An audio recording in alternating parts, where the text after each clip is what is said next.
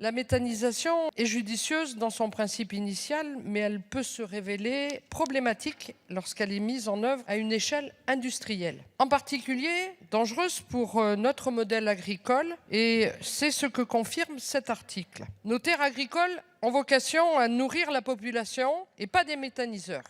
Nous sommes sur les mêmes problématiques que le photovoltaïque sur les terres agricoles. Il en va de notre indépendance alimentaire.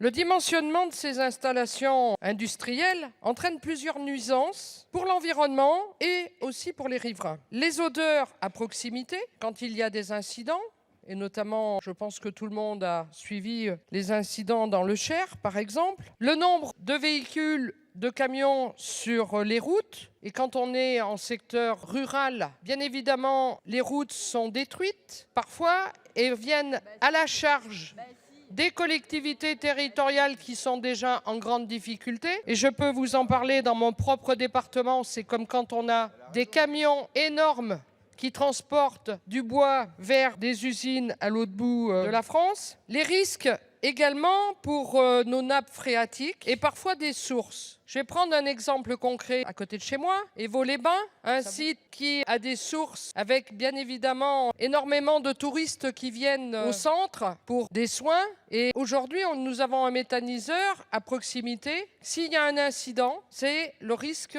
de polluer ces sources et donc de remettre en cause une activité importante pour notre département. Donc on voit bien que la méthanisation, oui, mais à petite dimension. Et aussi, ce qui est important, c'est de regarder les distances parcourues et le dimensionnement de ces installations.